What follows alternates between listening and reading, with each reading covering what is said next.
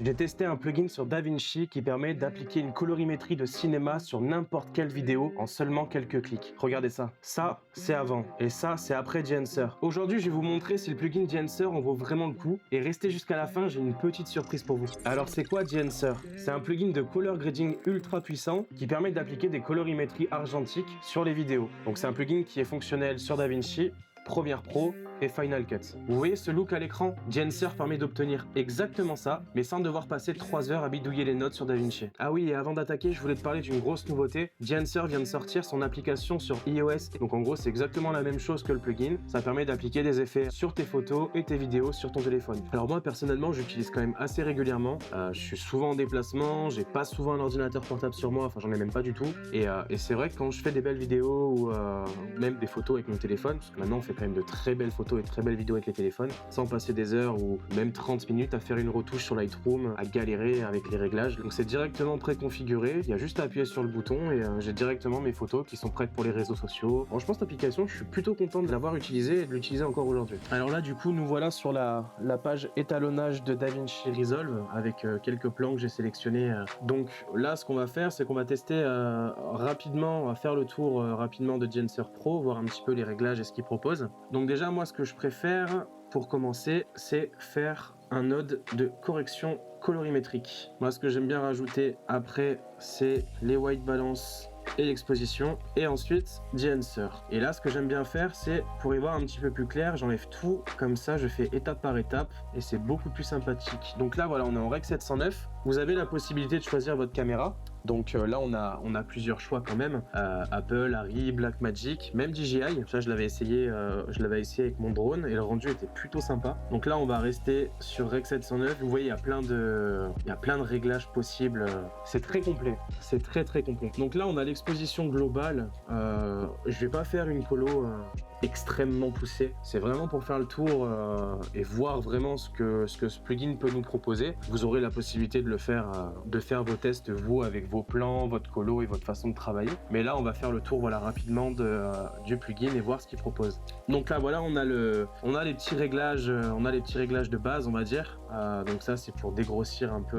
Donc on a les petits réglages donc au niveau de l'exposition, la température et la teinte, et le défringe aussi. On a le film. Donc ça, c'est les profils. On a du Kodak, on a du Fujifilm, on a du Fujicolor. Le choix est quand même assez intéressant et il y a énormément de possibilités. Donc là, on a le film. Donc ça, c'est les profils. Comment on peut dire, c'est des sortes de LUT, on va dire. Donc on a du Polaroid, on a du Kodak, on a du Fujifilm, donc c'est très complet. Je le mets pas souvent, ça dépend des plans. Là, je vais pas le mettre parce que je préfère vous montrer et travailler directement sur ce plan-là. Je trouve ça plus intéressant. Et il y a des rendus qui sont vraiment très très jolis. Là, par exemple, celui qu'on avait tout à l'heure, si je dis pas de bêtises, on a du Kodak comme ça, on a des rendus un petit peu comme celui-là. Donc là, sur la partie film développeur, on a la possibilité de jouer avec le contraste. Donc là, c'est aussi assez intéressant. Vous voyez quand même que le plugin est quand même très très complet. Il offre vraiment. Vous pouvez même faire la colorimétrie juste avec le plugin Genser. Moi, j'ai mis le CST, le white balance et l'exposition là, mais on n'est même pas obligé de l'utiliser. Correction du gamma aussi. On a le color boost, donc ça fait office un petit peu de saturation. Donc voilà, vous pouvez vraiment abuser, désaturer ou vraiment abuser sur les couleurs. Ensuite, on a le film compression. Donc là, on peut jouer avec la densité de couleurs, l'impact. C'est assez sympa. C'est pas ce que j'utilise le plus souvent. Je vous le cache pas, j'utilise même pas trop, c'est pas ce que je touche le plus, mais ça offre quand même des possibilités, des petits rendus assez sympathiques. Donc là, on peut jouer avec les points noirs. Donc ça, c'est la zone noire et le blanc. Donc ça aussi, c'est un petit peu comme les hautes lumières et les basses lumières, hein, très clairement. Là, on a le print, on peut jouer avec l'exposition globale, on peut jouer encore avec la densité de couleur, la saturation, et on a un effet analogue. Donc ça, c'est pas mal du tout. Ça rajoute un petit plus, encore une fois, au plugin. Donc ce que d'ailleurs d'autres plugins ne proposent pas forcément. Donc c'est un bon petit plus. Ça, j'aime bien, j'aime beaucoup. Donc après ça, on n'a pas changé grand chose, donc ça va pas être forcément visible. Donc là, vous pouvez jouer avec les teintes donc de jaune, de bleu, le magenta. Donc hop, je l'ai pas activé. Donc là, on voit de suite, voilà, vous pouvez vraiment toucher aux couleurs. Mais encore une fois, c'est directement via le plugin. Donc c'est encore une fois intéressant, ça vous permet de tout gérer au même endroit. Là, il y a les ombres, il y a les moyennes lumières, les hautes lumières. Encore une fois, on part sur des réglages un petit peu plus précis. Donc c'est assez intéressant. Donc là, c'est une histoire de teinte, hein, toujours. On est toujours sur de la teinte, donc pour les ombres et pour les moyens de lumière. Ça, c'est pour vraiment travailler votre look et avoir un rendu personnalisé. Enfin, je trouve ça super. D'avoir accès à ça directement via le plugin, c'est vraiment top. C'est une bonne idée d'avoir intégré ça. Le grain, donc le film grain, alors là, celui-là, il est mais exquis. Franchement, il est magnifique. Donc là, comme on peut voir, on va zoomer un petit peu dans l'image. Bon, vous pouvez en rajouter un petit peu et l'enlever, donc ça, c'est parfaitement normal. Mais il y a beaucoup de profils de grains qui sont intégrés, donc du 8 mm au 65 mm, et ça fait la différence. Un petit grain léger en 65 mm, c'est pas dégueulasse du tout. Ça donne un rendu encore plus cinématique à vos plans. Et putain, mais qu'est-ce que c'est beau, qu'est-ce qu'il est beau ce grain. Il est magnifique. Il y a aussi la halation et le bloom, donc ça c'est dans la version pro. Je veux pas dire de bêtises, je sais pas si sur la Lite c'est disponible, mais dans la version pro, voilà, vous avez accès à pareil à la halation et au bloom. On va aller voir le bloom après. Déjà la halation, mais il est magnifique. Donc là on a le masque.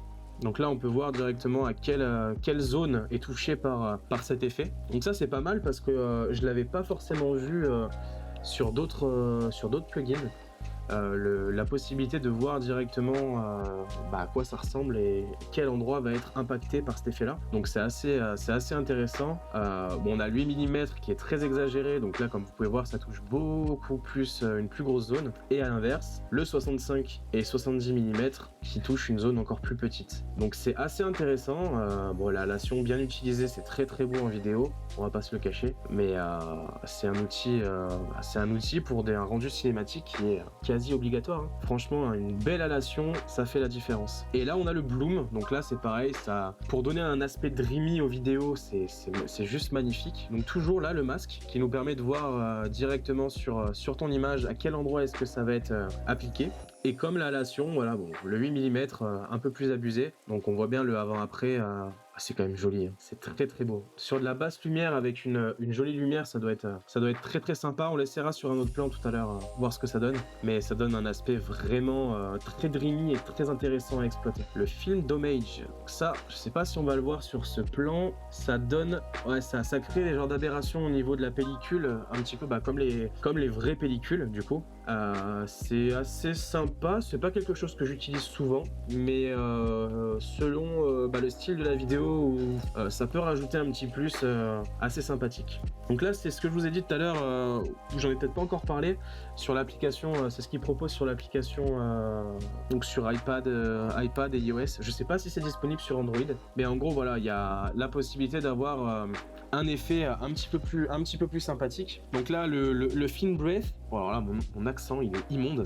C'est pour simuler des variations, des petites variations sur l'image. Donc là, je sais pas si on va le voir forcément sur cette image-là, mais en gros, ça simule des petites variations de couleurs. En gros, c'est pour simuler les pellicules argentiques. Ça fait comme un petit flicker avec des couleurs un peu magenta. Bon, là, c'est pas forcément très agréable à regarder sur du 8 mm, mais sur du 35 ou du 60, ça doit être assez sympa. Ouais, ça va.